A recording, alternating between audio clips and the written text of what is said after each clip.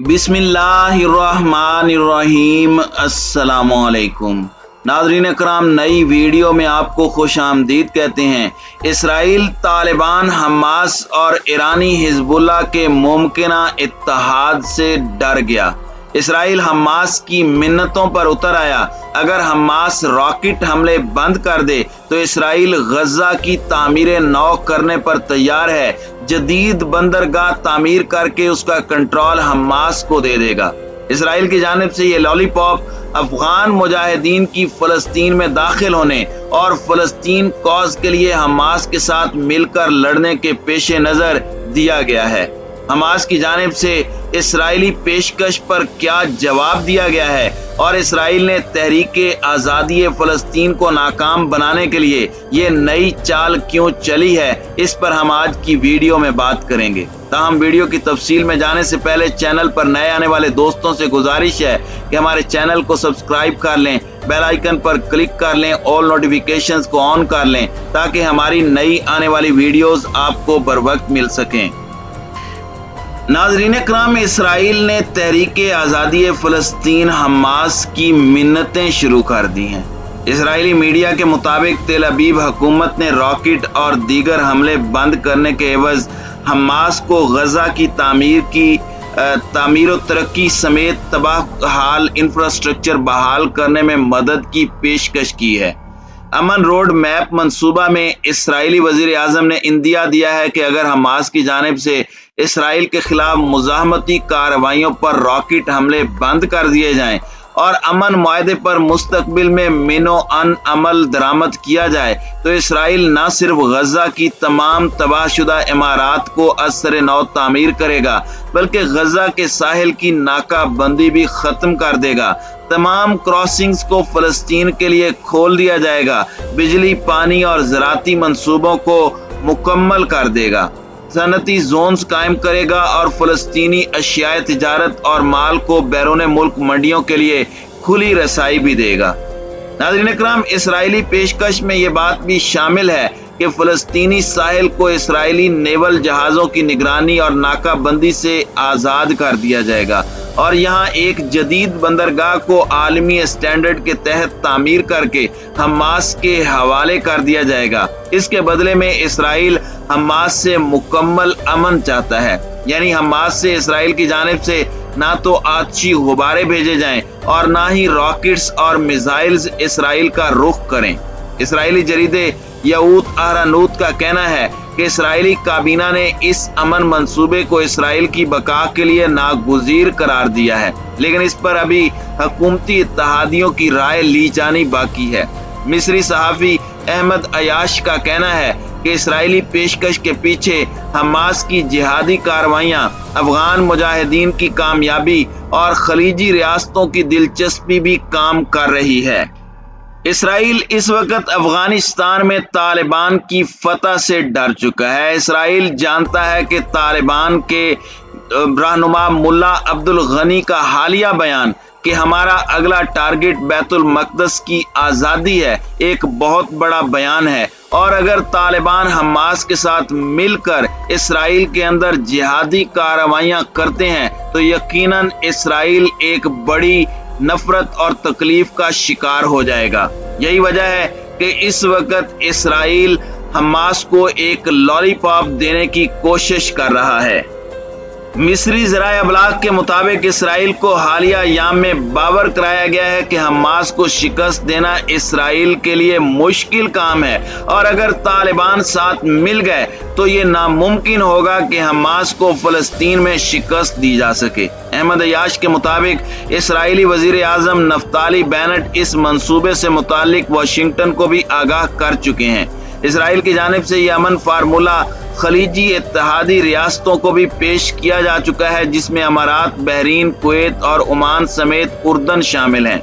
तजियाकारों के मुताबिक Israel Iran के खिलाफ फैसला कुन कार्रवाई चाहता है। उसको डर है कि अगर उसने ईरान के खिलाफ महाज खोला तो लुबनान से हिजबुल्लाह और फलस्तीन से हमास उसके खिलाफ महाज खोल सकती है। इसलिए इसराइल ने तहरीके मुज़ाहमत हमास से अमन डील का डोल डाल दिया है।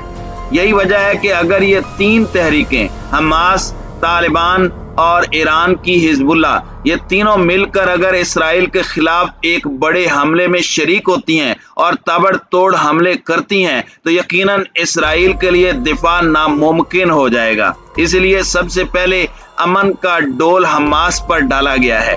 دوسری جانب تحریک مزاحمت حماس حکومت کی جانب سے اسرائیلی میڈیا میں شائع مذکورہ خبروں پر ابھی تک کوئی تبصرہ نہیں کیا گیا۔ اسرائیلی میڈیا رپورٹس کے مطابق حماس سے امن ڈیل کے بدلے مزاحمت ترک کر دینے کا یہ منصوبہ واشنگٹن کو بھی پیش کیا گیا ہے، لیکن واشنگٹن نے اس اسرائیلی منصوبے پر کیا جواب دیا ہے یہ ابھی تک معلوم نہیں ہے۔ اسرائیلی کابینہ کے ایک رکن کا کہنا ہے کہ اگر حماس چاہتی ہے کہ غزہ اور فلسطینیوں کی حالت تبدیل ہو اور معاشی ترقی ہو تو حماس کو اس منصوبے کو تسلیم کرنا ہوگا اور اسرائیل کو امن کی ضمانت دینی ہوگی۔ اسرائیلی میڈیا کے مطابق اسرائیلی وزیر خارجہ یائر لیپڈ نے حماس کی جانب سے کشیدگی میں کمی کے بدلے غزہ میں حالات زندگی کی بہتری اور معاشی ترقی کے لیے یہ تجویز دی ہے، جس کا مقصد حماس کے حملوں کو روکنا ہے اور آنے والے دنوں میں طالبان اور ایران کی پیش قدمیوں کو محدود کرنا ہے، کیونکہ دونوں فریقوں میں گزشتہ ہفتے کم از کم 2 بار شدید فائرنگ کا تبادلہ بھی ہوا ہے۔ اسرائیلی قیادت یہ تسلیم کرتی ہے کہ حماس کی مسلح مزاحمتی کارروائیوں نے ان کی جان ہلکان کی ہوئی ہے۔ اسی وجہ سے اسرائیلی افواج، انٹیلیجنس اور سیکیورٹی کے دیگر اداروں پر اربوں ڈالر خرچ کیے جاتے ہیں۔ اگر حماس ان کے ساتھ امن منصوبے پر دستخط کر دیتی ہے تو وہ غزہ کو مکمل ترقی دیں گے، شاہراہیں اور سڑکیں تعمیر کریں گے، کاروباری منظرنامے کو بہتر بنائیں گے، غزہ کے ساحل پر عالمی معیار کی بندرگاہ تعمیر کی جائے گی اور اس کا کنٹرول حماس کو دیا جائے گا، جبکہ غزہ کے فلسطینیوں کے کاروبار کے لیے کارخانے اور پلانٹس تعمیر کیے جائیں گے اور یہاں کاروباری سرگرمیوں کو فروغ دیا جائے گا۔ ساتھ ہی غزہ کا انفراسٹرکچر بھی نیا بنایا جائے گا۔ حماس لیڈر اسماعیل ہانیہ کی افغان طالبان رہنما ملا عبدالغنی کی ملاقات کے بعد اسرائیل کی جانب سے یہ سب سے بڑا یو ٹرن ہے۔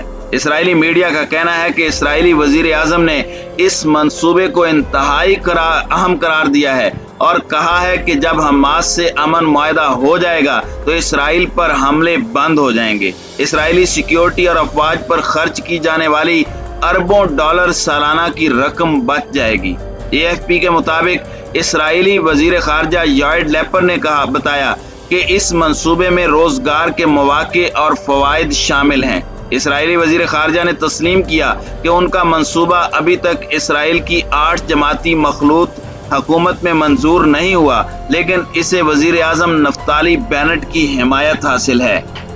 دوسری جانب عرب لیگ نے فلسطینی اسیران کے حقوق کی مطلق حمایت کا اعلان کرتے ہوئے اسرائیل کو خبردار کیا ہے کہ فلسطینی اسیران کو نقصان پہنچا تو اس کی تمام تر ذمہ داری اسرائیل پر عائد ہوگی۔ قاہرہ میں عرب لیگ کے سیکرٹری جنرل کے معاون برائے فلسطینی امور سعید ابو علی نے کہا کہ اسرائیل کی طرف سے فلسطینی اسیران اور ان کے اہل خانہ کو ہراساں کرنے اور ان کی زندگیوں سے کھیلنے کی تمام تر ذمہ داری اسرائیل پر عائد ہوگی۔ انہوں نے کہا کہ فلسطینی اسیران کے ساتھ اسرائیلی حکام کی مجرمانہ بدسلوکی باعث تشویش ہے۔ عرب لیگ اسیران کے حقوق کے ساتھ ہے۔ ان کا کہنا تھا کہ عرب لیگ جلبو جیل سے فلسطینی اسیران کے فرار کی حمایت کرتی ہے۔ اسرائیلی ذرائع ابلاغ نے ایمبولینس سروس کے ترجمان کے حوالے سے بتایا ہے کہ القدس کے وسطی علاقے میں بس اڈے کے باہر 2 افراد پر چاقو سے حملے کی واردات ہوئی۔ میڈیا رپورٹس کے مطابق جائے حادثہ پر حملہ آور پر قابو پا کر اسے نیوٹرلائز کر دیا گیا۔ اسلامی تحریک مزاحمت حماس کے رہنما اور جماعت کے لبنان میں مندوب اسامہ حمدان نے کہا کہ ان کی جماعت اسرائیلی جیلوں میں قید فلسطینیوں کی رہائی کے لیے معاہدے کی ہر ممکن کوشش کریں گے۔ اسامہ حمدان نے فلسطینی ٹی وی سے بات کرتے ہوئے کہا کہ موجودہ حالات میں دشمن کی طرف سے قیدیوں کے تبادلے کے لیے ہونے والی کوششوں میں کوئی مثبت جواب نہیں دیا گیا۔ انہوں نے کہا کہ مصر کی طرف سے بھی اسیران کی ڈیلنگ کے لیے کی جانے والی کوششوں کو سراہا جا رہا ہے۔ انہوں نے کہا کہ اسرائیل کی طرف سے قیدیوں کی رہائی کے متعلق ڈیل کو بار بار ناکام بنایا گیا۔ اسامہ حمدان کا کہنا تھا کہ حماس اسیران کی رہائی کے لیے کوششیں جاری رکھے گا۔ ضرورت پڑی تو فلسطینی مجاہدین مزید صہیونیوں کو جنگی قیدی بنائیں گے تاکہ فلسطینی اسیران کی رہائی کو ممکن بنایا جا سکے۔